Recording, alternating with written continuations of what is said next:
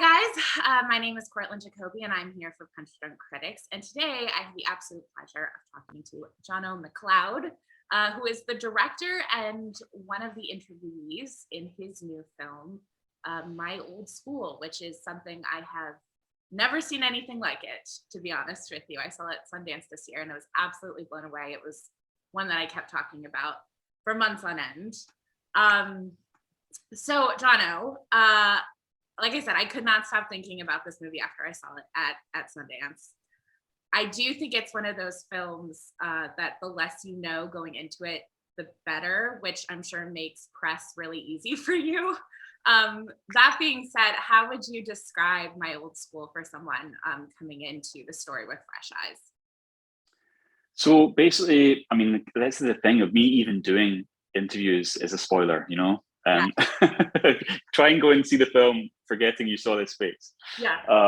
So it's the story of my high school class of 1993. You know, one day in 1993, the door to our homeroom class opened and in walked a 16-year-old Canadian teenager called Brandon Lee.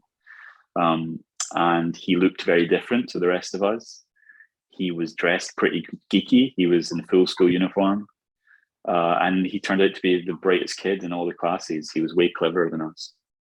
And over the course of the next year or so, he kind of worked his way up the social strata of high school life and managed to become one of the most popular kids.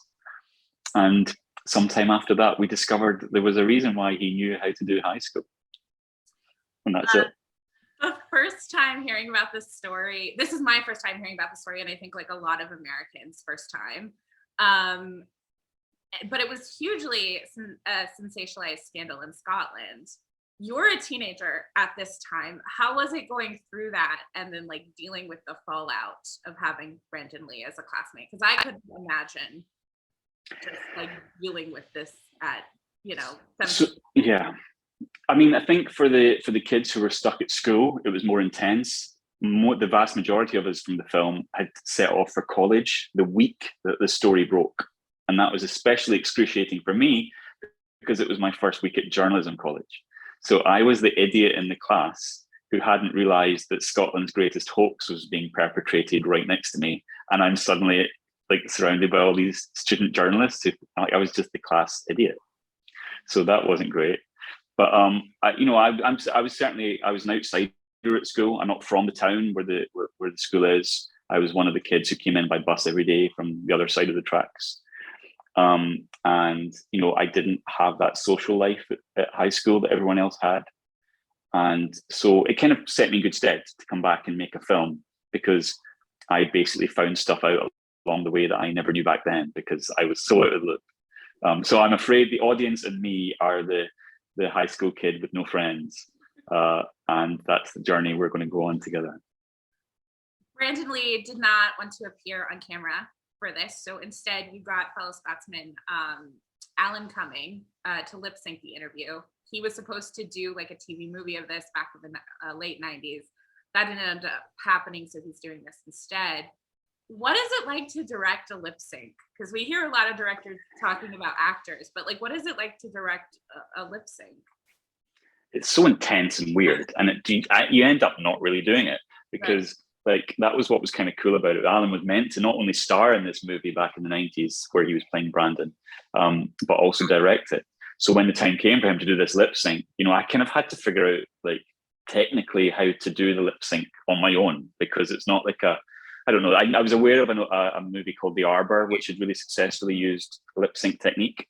And so I just kind of watched that and was like, how did they do that? I guess what I'm doing is a reverse ADR. So by that point, the film is cut. I take every bit of dialogue from Brandon and put some beeps at the start and just make this reverse ADR. So I knew that if Alan was used to doing that for his movies, then we could have a go at this. And I knew that if anyone was going to be able to pull it off, and I was hanging an entire movie around one actor's performance, right, that I was in safe hands because I was in the hands of Alan Cumming. So those couple of days that we spent doing the lip sync were super intense, and it was all about, Alan describes it as like brainwashing because it was just constant beeps, constant repeats. And for the most part, it was a kind of lean back for me as I just kind of marveled at Alan just inhabiting this voice basically and portraying, I I guess he's portraying the truth of who Brandon is today. But for me, certainly the physical portrayal, what we were looking to do was to show who the Brandon I knew would be if he grew up, if it wasn't a disguise that we were seeing.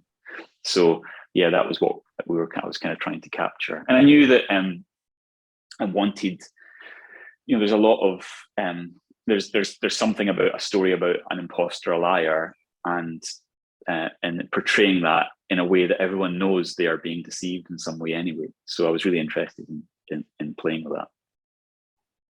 I looked at pictures of Brandon Lee, obviously, like back in 1993, and Alan Cumming, like younger, 90s Alan Cumming, will say, looks very similar to Brandon Lee then.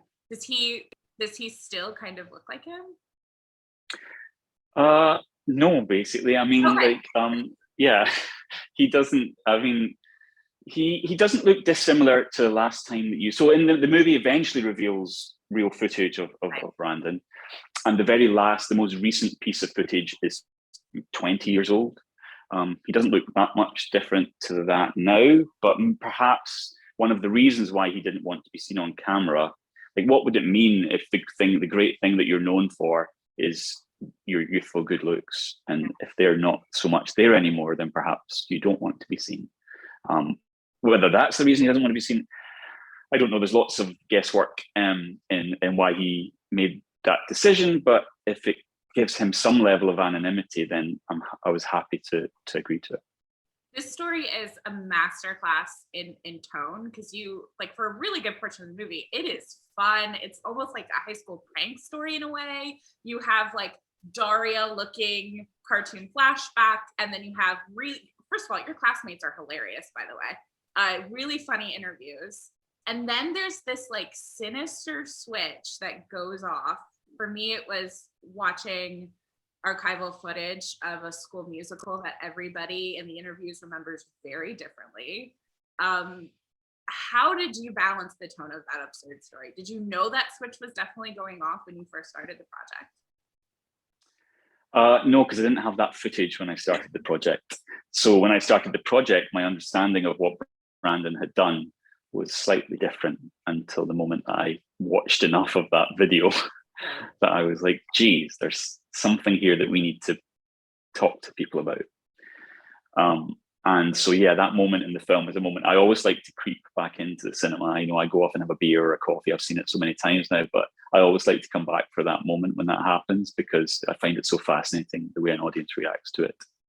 And the person who it happens to, I've obviously shared the movie with them, and they're going to see it with an audience next week. So I'll be really fascinated to hear their experience of being in that room. Oh, wow. Yeah. To be a bit cryptic, sorry guys, but go and watch the movie, you'll see what I'm talking about. I will be happy. You should crowdfund some therapy for her after this. I do. She's really. I should say, she's super robust it's really, what's really fascinating is people's reaction to it. And what I've realized is I think there's something of an age gap in how people respond to it, and perhaps people your age perhaps find it more shocking than the older people who laugh at this moment. It's so strange. And so the tone is only what you perceive it to be, because some people find that really funny. It's so strange. Crazy that people laugh at that. Okay. I can't speak for you, but if this happened to me, it would be really, really traumatic. Was it therapeutic to make My Old School? Like, how did you balance the emotion of being a documentarian and making this thing? Because most documentarians aren't this close to a story. Yeah, I mean, it's been super challenging. Never, ever going to do this again, because it's drained everything from me. I'm a shell of a man sat here. No, sorry, what was the question? I need to go through this with my therapist, not you. Yeah, sorry. This is like a really deep question, but I was wondering if you got any closure from making My Old School. What I was aware of was that I wasn't close enough to the Brandon story to be impacted by it greatly, but people in my film were. Yeah. And I had to be super mindful of them. And I really pained and agonized over how I depicted them and their stories and things like that. And his story as well, really. So yeah, it was the most intense experience of my life. And for making a film is intense anyway, but making a film that's entirely connected to your younger self is like, I don't recommend it, or do I? I mean, yeah, I don't know. It's just the weirdest thing in the world. Well, it's very, very good. And I can't stop raving about it. I hope everybody watches it. This is probably a really hard interview to watch because we're kind of tiptoeing. Yeah, sorry. It's giant secret. Not you. You made a great movie, dude. Don't apologize. But Jono, congratulations. And I hope everything goes well with the film. It's so good. Thank you so much. Thanks for checking out the show. If you like what we're laying down, please subscribe to our channel and click the bell to receive notifications for all of our latest stuff.